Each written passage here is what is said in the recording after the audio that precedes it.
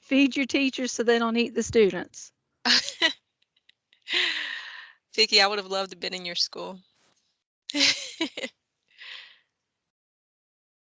I would have loved to have you, Kim.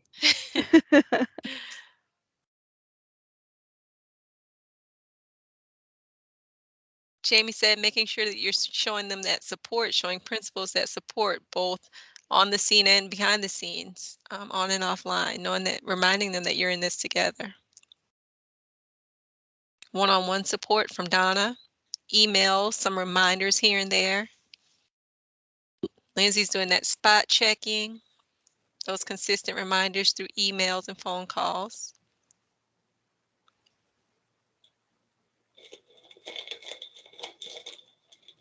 And Lila's really focusing on building in that time to be reflective about, your calendars and meeting those deadlines that are there. So really some things that we have to do here to make sure that we're aligned. All right, and it is 2 o'clock, so I think we're going to go ahead and officially start our time together. I want everybody to make note of our opening question because as we get a few more people on, we might ask for Miss Taylor to kind of share with us something that she responded with to this. But if you're just getting on the line, go ahead and drop your response for us in the chat of how you are helping to keep schools on track with your evaluation calendar. Okay.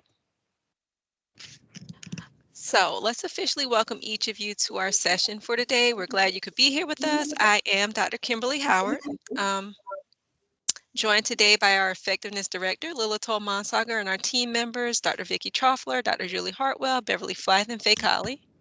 Just a reminder, we want to do our best to eliminate background noise. So if you could, please turn your mics on mute. Throughout our time together, we are going to welcome you to use that chat feature to share your reactions, pose any questions to your colleagues in the room. Beverly is going to be on chat for us today, so she'll be monitoring your questions and responding accordingly. And then we'll take some time for your questions as a group at the end of our presentation. So if anything comes up in between time, certainly drop it there and we'll address it on the mic as we move forward. All right, so let's move on to our agenda for the day.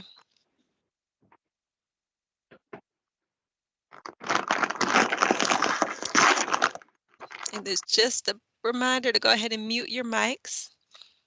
So the information we're going to share with you today is outlined here on our agenda. We're going to begin by addressing our Talent Matters series, followed by some information on an SC Lead update. We'll share some ADEPT reminders. We'll then share some information surrounding our professional learning needs survey before we go to a FAQ and then take some time to answer those questions that you all have. All right. So as you know, we've teamed up with USHCA to provide you guys with a series of webinars focused on supporting human capital in your districts. And of course, the big idea there is that we are committed to supporting school and district leaders to build that expertise and best practices for recruiting, retaining, and really developing our high quality teachers. Last month, we really enjoyed meeting up with the personnel and instructional leaders to think about recruiting excellent teachers.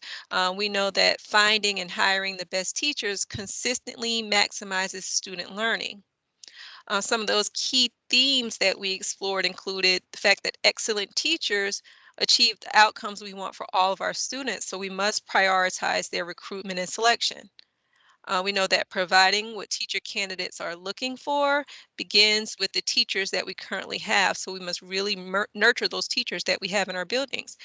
Identifying the skills, attributes, and diversity of the teachers you and your students need is foundational to recruitment. So really thinking about the teachers that are the best fit for our buildings.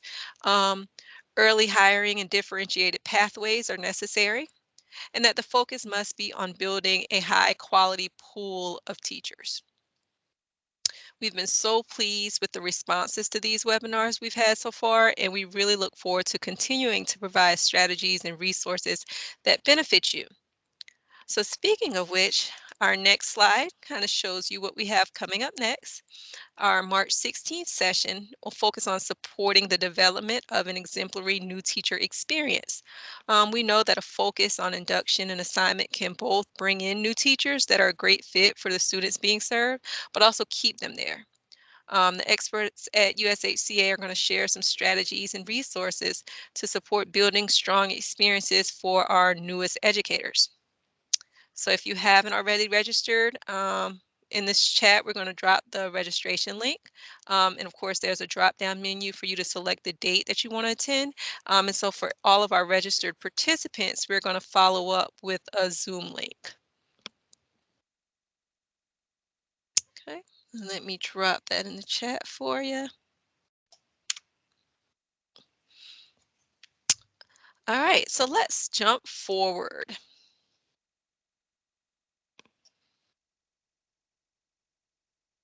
We're going to take a few moments to share some information on a new feature that you're going to see in SC Lead. All right, so on this next slide, you'll see kind of a response to some of the feedback that you guys gave us. You can jump forward to that next slide for us, Julie. We have created a bulk upload feature for adding mentor credentials. You guys were vocal about needing this feature, and so we work with our design team, and it is here. To use the feature, a person must be assigned the mentor administrator permission, which is what you see here in this screenshot. This permission is only available for district staff, and it can be assigned by anyone with the adept administrator permission. So you probably have seen this extra box kind of populate when you've gone into SC Lead, and that's what it's there for, to give that permission to upload those credentials in bulk. So once the assigned mentor administrator, once you're assigned that permission, you would see the mentor credits import option, which is highlighted here on this screen. Once you select that mentor credits import, it'll take you to the screen that you see here, which prompts you to download that import spreadsheet. Okay, so on this next slide, you see a sample spreadsheet. It requires the mentor administrator to enter the mentor CID, first name, last name, as well as those specific details of the event, which include the name, the type, the date, the hours earned, and just a brief description of the event. There's a drop down for event type, and that drop down only has one option. It specifies that it's a mentor training. The other details are really specific to the type of training that you're providing. Just remember that you have to complete all fields in order for that form to validate. You'll need to save that completed spreadsheet so that it can be selected to import. And I've had a couple people ask me about this week, so it is available for you to go ahead and begin using. On that next slide, you would see the option to choose that save file and then upload it into SC Lead. Once you do that upload and it validates, those credit hours are going to appear in the mentor's learning cycle, and they'll also appear on that person mentoring cycle's adept report. As a reminder, districts are not required to manage the mentor renewal hours in SC Lead, but can certainly take advantage of this useful tool. All right, so if you have any questions about anything I've shared, certainly pop those in the chat. Otherwise, I'm now going to turn it over to Dr. Hartwell, and she's going to share with you some adept reminders. Thank you, Dr. Howard. As she mentioned, we'd like to share a few reminders with you regarding classroom-based teacher and special area educator evaluations, kind of like just-in-time reminders, and also spend a little time talking about the auto completion feature, which is upcoming. So we want to make sure that you are primed and ready for that. So let's start by taking a quick look at the review of what should be happening in SC Lead regarding special area educator evaluations. So here you see a screenshot that contains reminders about what should be happening right now in the final cycle. And we chose to highlight here annual and continuing summative evaluations because we definitely do not want you to get behind on those, right?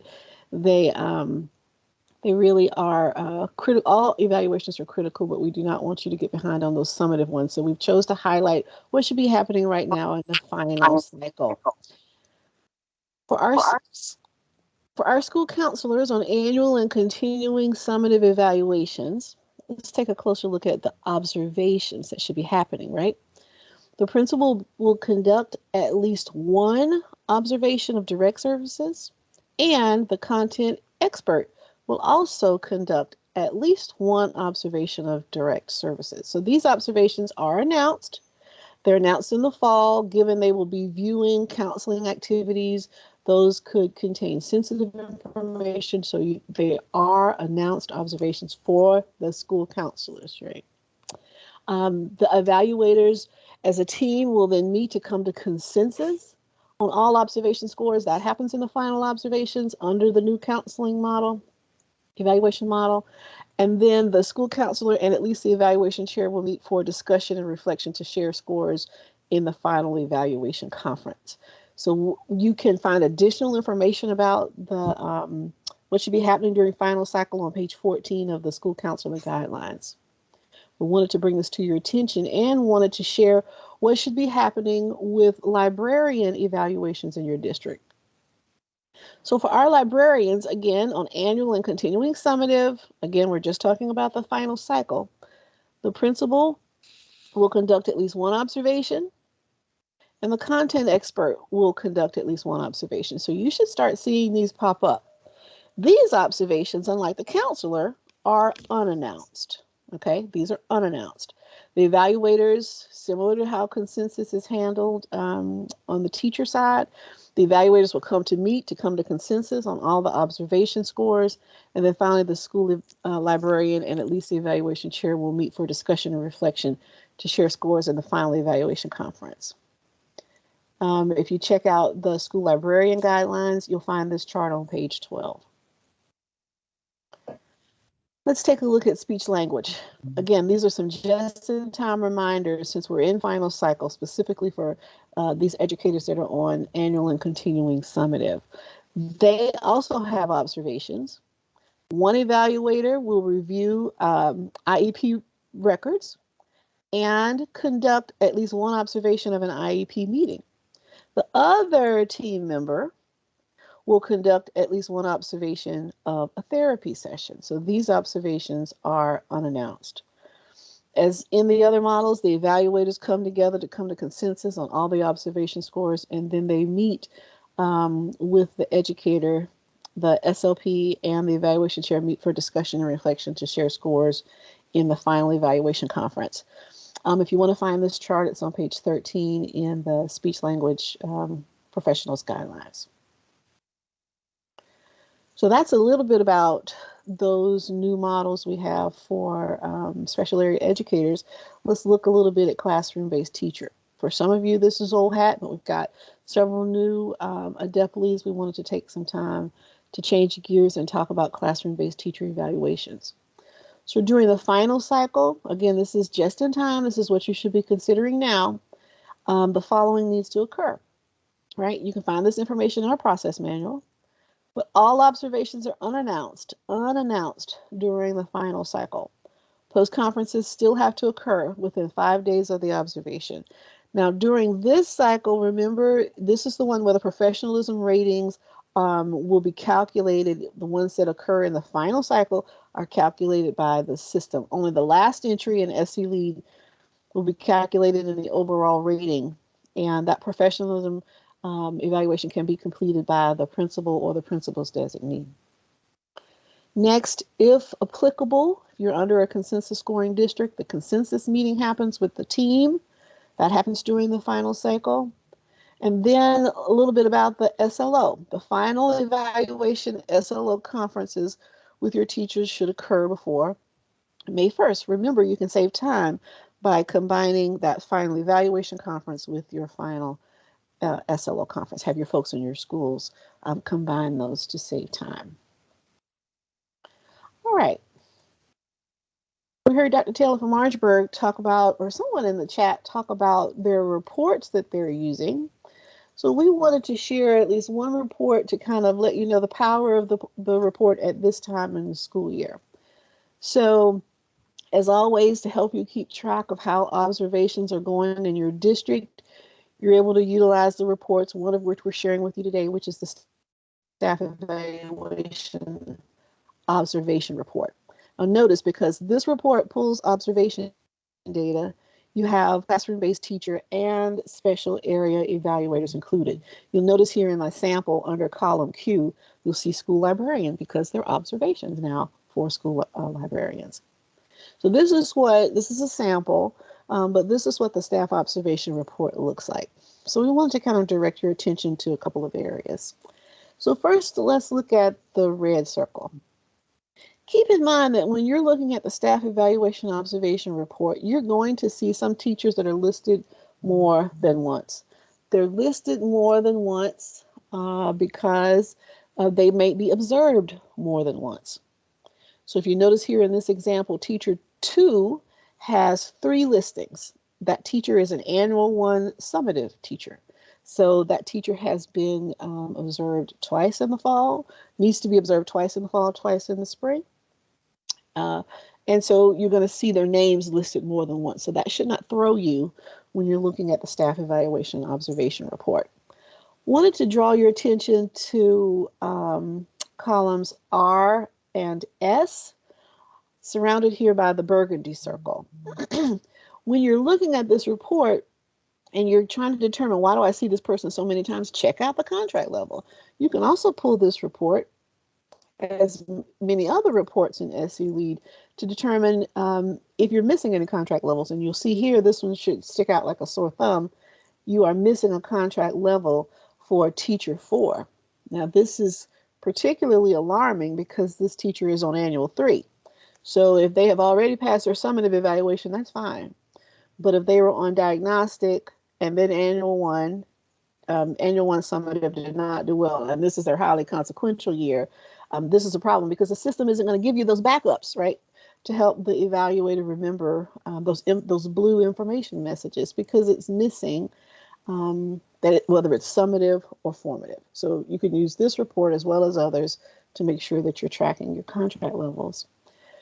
So when you look at the staff evaluation observation report, pay close attention to whether the evaluation has actually started or not, right? So when we look at teacher number 4 up at the top, even though an observation is listed, you don't necessarily want to count that one because it hasn't started. That means that all the evaluator has done is gone in and said, I'm going to go in on such and such a date, create this record for me. But there's no data. It hasn't been started.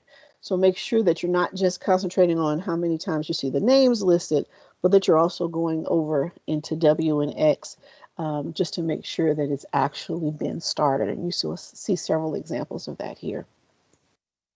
Finally, let's look at the information surrounded by the black circle for columns Z and double A.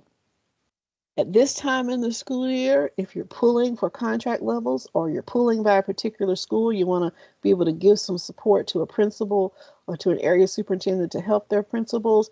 You can check out right here if signatures are being entered into SC Lead. And again, all of this is if you're using SC Lead to track evaluations. I probably should have said that up front. But what jumps out at you when you look at this this pattern of educator signatures? The first thing that should jump out, and Faye will pop me on my hand because I did not give you wait time. The first thing you should notice is that for this particular evaluator who's conducted these observations, there's no educator signature, right?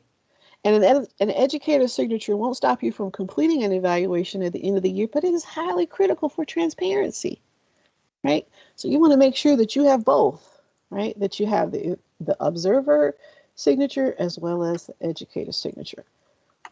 So just wanted to highlight some things in the report that we hope will facilitate how you're able to use this tool to make sure you stay on track. So also want to talk about, let's quickly kind of switch gears again and talk about the auto completion feature. And this is for those of you, it's optional for those of you who wish to utilize it to complete your GBE evaluations at the end of the year. So a couple of critical questions. How does the auto completion feature help me? Well, it helps you because it completes for you open continuing GBE evaluations for classroom-based teachers and special area educators.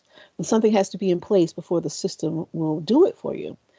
The SLO ratings must be in place by the SLO, the person that helped manage the SLO process with the educator, the SLO approver.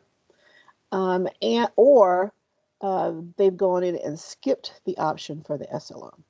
So if the score is there or the skip feature has been enabled, that particular evaluation is eligible to be caught up when we sweep through to do auto completion. So what does it do? How does it save you time?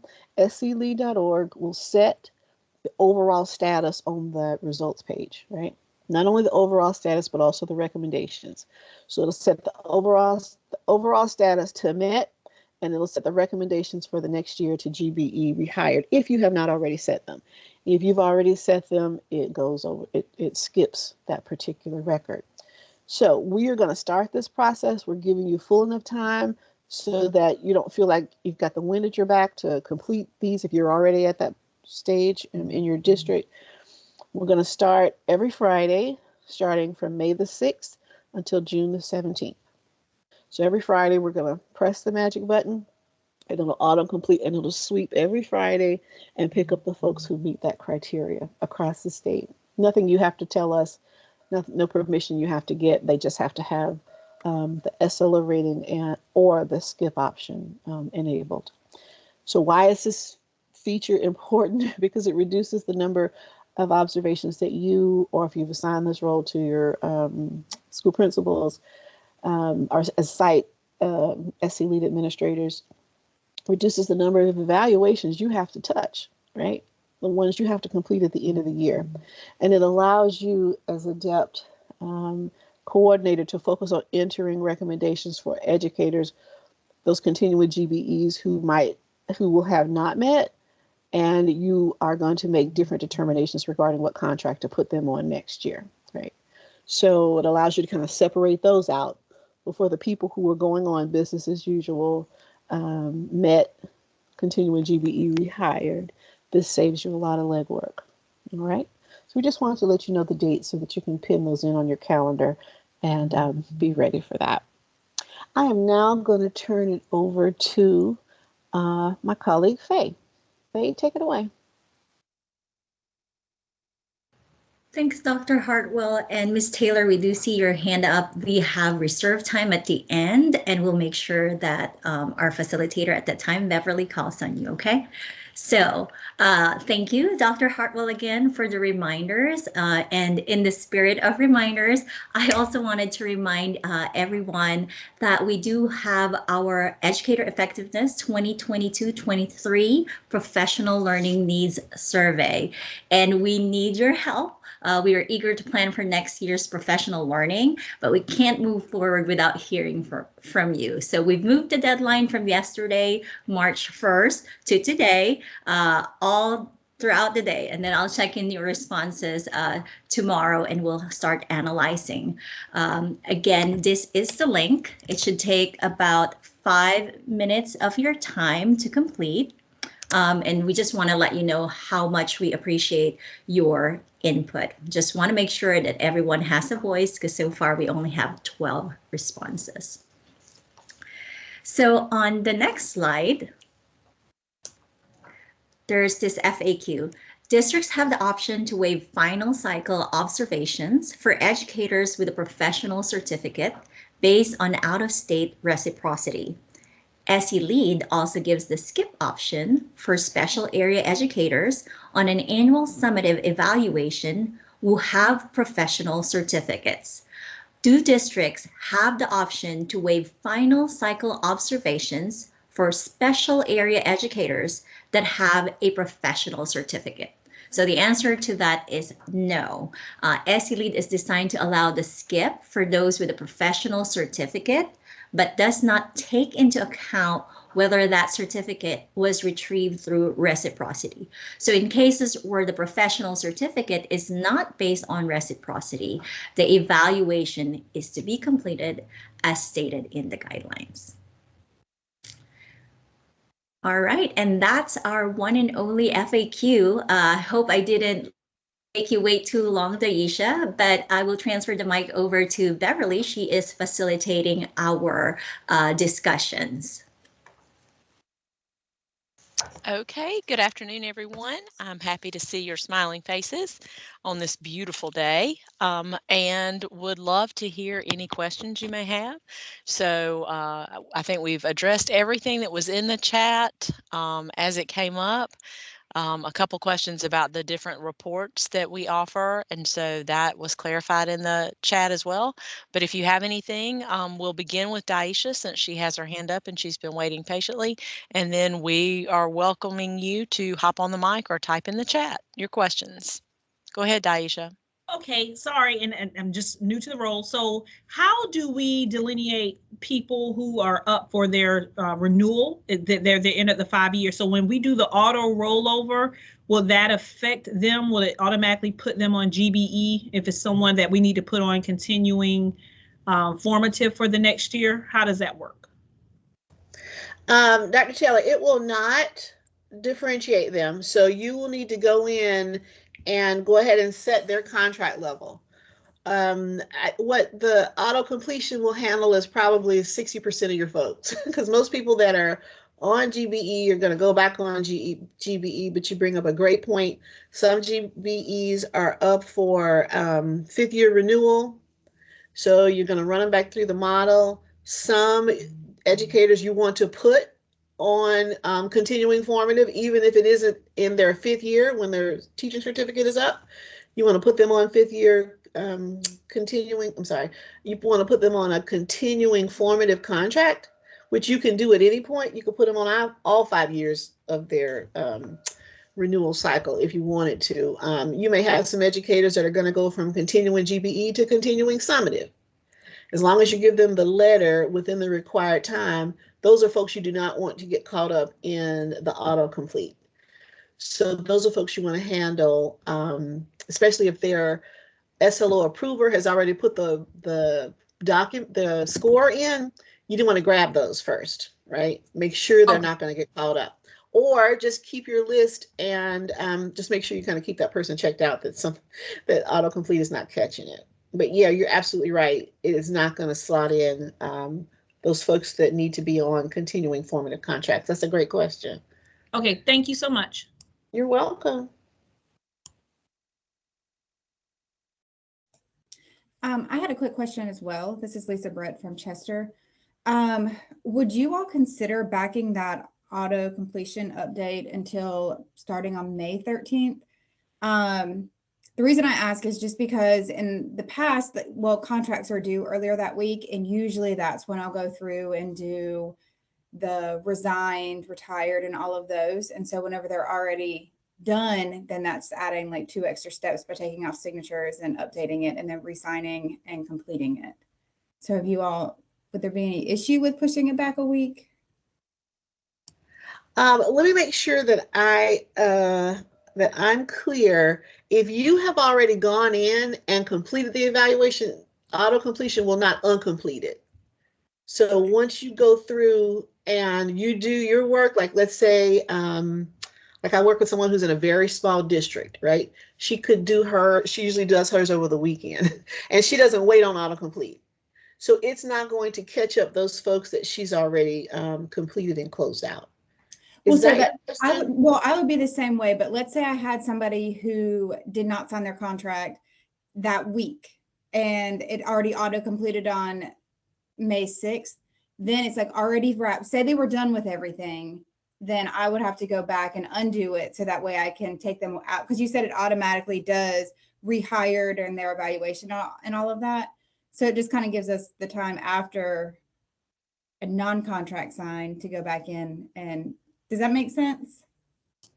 So it's not changing what I've done. It's just people I'm waiting on. I don't complete people. Like I only start completing as I'm sure if they're coming back. So I know their status for next year. So I won't put somebody as rehired until I have their contract that says they're rehired and they've signed, because then if we have someone that resigned, then we have that option to put resigned or retired. Okay, so your suggestion is to hold off until when? May 13th, but I might be the only one in the state that wants that. I just know last year it was a little back and forth for you. Yeah. Okay, so we'll take it back to the team. We'll take it back to the team and talk about it. but we sure do thank you for sharing it. And tell me your name, please. I can't see it on my screen. Lisa Brett. It's Lisa Brett. Lisa. I'll just say, Lisa, it's something we talk about every year. And y'all, we've moved it. We used to do it, I think, in April before contracts were actually due. So y'all weren't nervous that it was there. And we've moved it back to the first week in May. We could move it back again, and it's helpful, you know, if like Aaron, y'all would like it moved back again. What we're trying to balance is there's some districts where people will just go in and do all the completions by hand, which is a real waste of their time if they don't see them there as contracts are there and they're nervous, they're not able to like close out the year. So we're trying to balance, okay, we're after you've hopefully manually entered those people that you know aren't coming back. But I can totally see, since teachers don't have to tell you until May 10th, and since we are increasingly seeing teachers who are taking every inch of that window, and even then some, we're seeing a lot of breach of contract cases, we'll take that back to the team. We could definitely push it. We could have our new norm be, we push it back till after May 10th, and we just have to do some communicating with folks who get really nervous when they see how many they don't have complete. So we'll take that to the team, but those are kind of the things that we're balancing there. And like I said, if it doesn't end up working out, I don't mind going back in. It was just a couple extra steps. So it was just a suggestion, but if it doesn't work out that way, then I'm completely fine going back in and changing it. So, but thank you.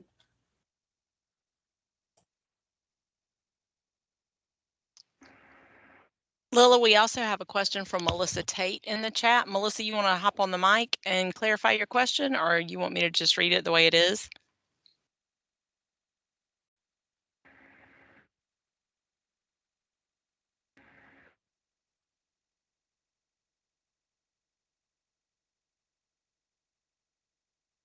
Okay, Melissa might not have audio. So Melissa says, should I go ahead and remove a teacher from SC Lead if they left between January and now?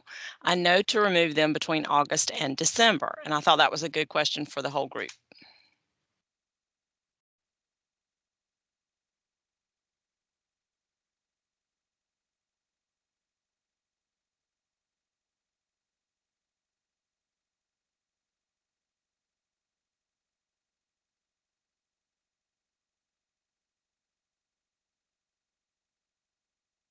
I can go ahead and jump in. I don't know if anybody else was going to answer, but Melissa, if you're talking about an evaluation that wasn't completed, you can go ahead and close the evaluation if that's the case, which would incomplete it and make it so that the educator completes that same evaluation contract the following year. Again, I'm not sure if that's what you're asking, but if not, then you can just clarify in the chat. Okay, good.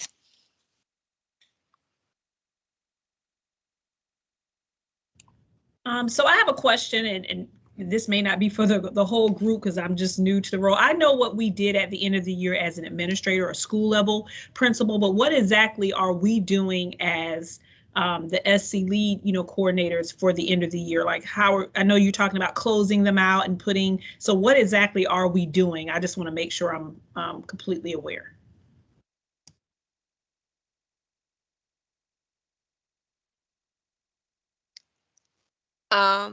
And Daisha, it may have been what you did do as a principal. I can't remember if you all had the permissions to kind of complete the evaluation year, but essentially you just want to make sure that everybody has that end of year information complete, which includes their contract level for the following year, their overall evaluation status for that year. And of course, I'm drawing a blank right now about what those things are. Their SLO status, and there's one more. Somebody jump in and help me because I'm having a brain freeze right now. If you got it, Kim, the last one is if they are rehired, retired, Yes. coming back, not coming back. So you were almost there. Your brain would have gotten there. Hey, Kim and Lila, this is Anita Parker from Beaufort. And basically what you're doing is you want to make sure that the results page is complete. That's right.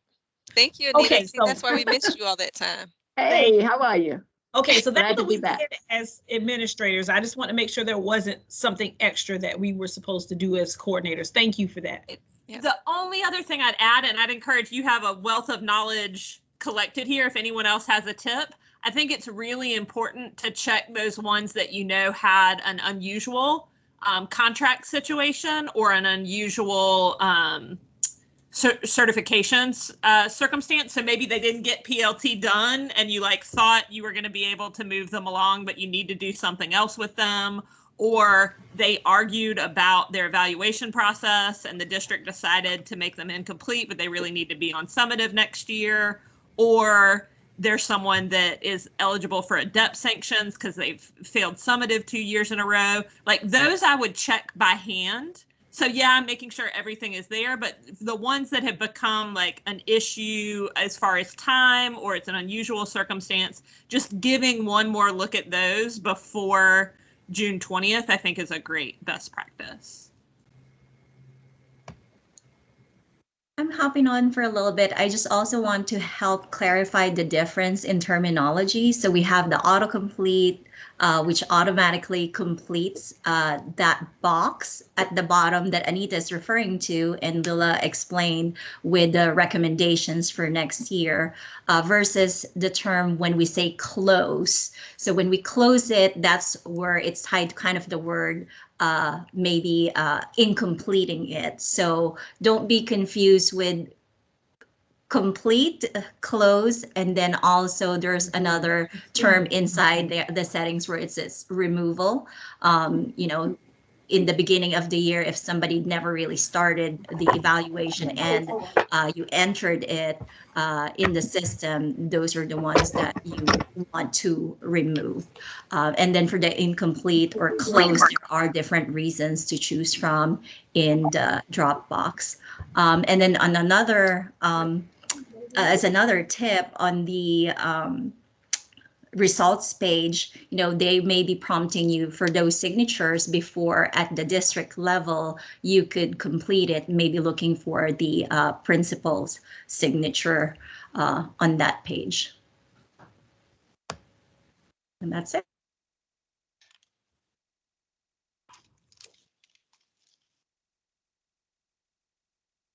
Sorry about that, y'all. I got strangled. Anybody else have a question? It's allergy season. First I had a tickle, tried to cure the tickle with water, and then I got strangled. It's like being a toddler all over again. Anyone else have a question? Feel free to hop on the mic or drop in the chat. So I actually do have a question. This is Kalandra from Florence. One, I was just wondering if there is another person on the chat that is also a import district that I can maybe partner with or connect with as being new to this particular role and also being an import district, making sure that I'm doing everything correctly. I do believe I saw some of our import friends in the attendance list and in the chat box. Anyone that's an import district want to volunteer for helping out another friend? Or even just coming on the mic to kind of summarize what you do. We do have a guide for what the steps are for import districts, so we can make sure that Julie sends that to you. But anyone willing to any import folks on the call willing to volunteer, like what do you have to remember to do? What's on your radar?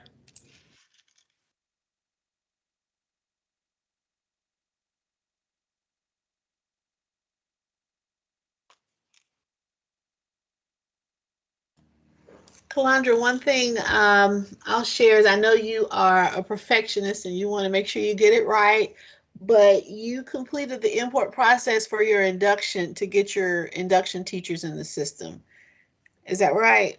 Correct. So I would just do the So same. it's the exact same thing. Okay. Because, you know, we kind of worked through that and Dr. Howard was real helpful in kind of answering some of the technical questions. So it's no different. It's just multiplied by a lot more people. A lot more people in your district. But yeah, you did it for induction. You got through it. And it's the exact same thing. Okay. And Kalandra, I don't know if you see in the chat that Patty Fox from Greenville County has volunteered to work with you and talk with you. And I think that would be a great fit. They're a locally developed model import district also. So she could give you a lot of great insights. Thank you. Thanks, Thank you, Patty. Thank you, Patty. I appreciate it. I'll be emailing you. Hi, this is Charlene Doctor. I just need clarification for the results page. Faye was talking about signatures. So as the ADEPT coordinator, we are to sign all profiles, correct?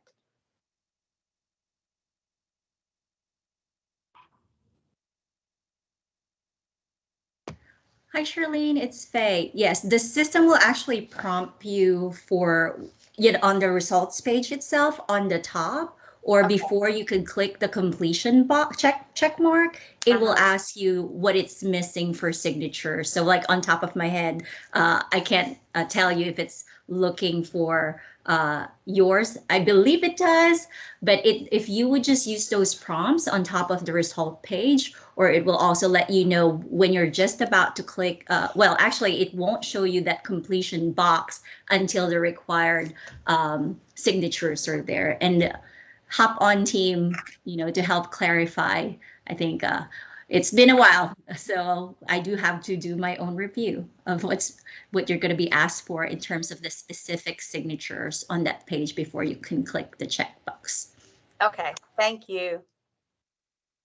I think also what Faye was referencing is if you assign a principal that admin right, they can do it.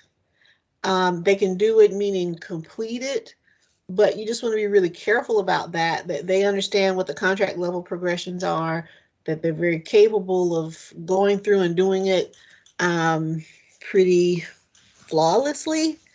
So if you've assigned that site level admin right to a principal, they can do it. And I think that's part of what Faye was referencing earlier, but you just want to be really clear that you've trained them those principals appropriately if you give them that right. So Thank you yes, both. pretty much what Julie said, what Aaron said in the chat, the district admin can close it if it's not a right that's assigned to a school admin. And then of course the auto completion won't require you to go back in. The auto completion does that completion process for you. Oh, and I think Lila just said the same thing in the chat. So yeah. But it's great we're getting these questions in March, so you're not waiting to get answers to your questions, when it's go time, as they say. So this is great. Keep them coming. Hi, guys. Again, this is Anita Parker. I'm going to go all the way back to when you can add those mentoring credentials. The way our district is set up, we have a district mentoring team, and they are under the supervision of our HR director. But there is a person who's kind of like the lead mentor for that team. And I was wondering, is there a way that we could give that responsibility to that person? You would have to have that person added as a district staff person. So you can do that. You would just have to add them as a district staff, and you would just, minimize their responsibilities at the district. But they could do it as long as they're staffed at the district. Staffed at they are. Okay. All right. Great. Thank you. You're welcome. And I'll just chime in and say that's something Kim really advocated for y'all for. She heard loud and clear that it's not always like the district adept person that needs to do the mentoring stuff. So it took a while for our software folks to understand what we were asking for. So thank you, Kim, for being incredibly persistent about that. Great. Thank you, Kim. Our lead will be happy to hear that. She's been asking about it for a while. Awesome.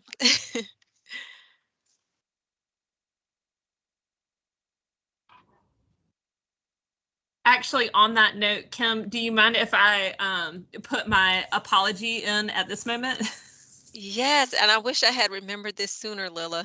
No, it's all good. I can do it here. It's a thank you and an apology. So the thank you is about 50 folks, instructional folks, personnel folks. Many of you on this call showed up yesterday for a preview of our professional learning library. And so I'll just start by saying, I think it's going to be really good. There's some self-paced courses that I think are really meaningful.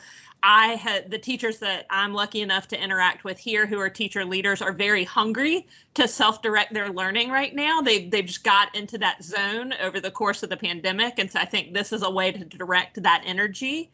But we were completely disappointed by the execution of that training yesterday, in that none of y'all could get on and actually test the environment and check it out. We had been given assurances that that was connected, that was set, that was ready to go. And so I take it as my responsibility that I didn't do the double checking I needed to do, that those assurances were good. So I hate for anyone that came yesterday that we didn't get you access immediately, but we do have assurances from PowerSchool that they're going to reach out within the next day or two with amended directions for how you get on and do it and how you sign in, and you shouldn't be getting those error messages. And so I'd love to just kick the mic to Faye, who I think knows who that communication will come from and what it is, to let you know how you can get on. If there are any of you who want to get on to that system, please just let your adept lead know, and we can send you those directions directly as well. Yes, thanks, Lila. And again, thank you for those that were able to join, and echoing Lila's apology for those that had issues with a single sign-on. Our agency is working hard with PowerSchool and EI to make sure that works for everyone. So the plan is that we will be, for those that didn't get to attend, we will have a recording available. So of course, let us know. You can send me an email if you would like to have a copy of that recording. But for those that attended, you will get a copy of that recording as well as the other materials that were used. If you were at yesterday's training and submitted an e-ticket, as of yesterday at 4:45, 90% of the issues were resolved, thanks to Julie working hard with Jeff in our IT team and also with PowerSchool. So those tickets have been closed. So if you have a recurring issue, just please reopen that ticket or send another ticket. Or if it's a brand new issue, you're one of those that didn't attend yesterday and you're having issues, I'll type it in the chat that you can email esupport@ed.sc.gov. But then if you want new access because you weren't at yesterday's training, just please email me. I will be happy to send you the recording link and materials that PowerSchool will be sharing with us. And that's it.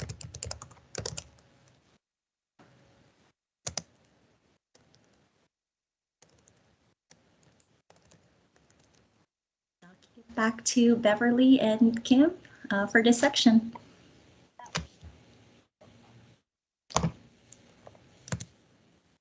So we'll be around for the next few minutes. If there's anything else that pops up on your end, any questions you have or any feedback for us, certainly just let us know. We'll be in the room, but if there's nothing else, that kind of ends what we have for you today. Thanks for being here, and always know that we're here to support you. So unless you want to stick around with us, have a great afternoon.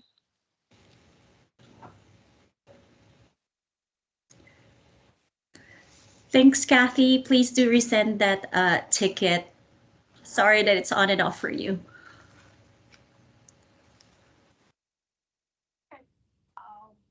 I'll pause what I'm doing.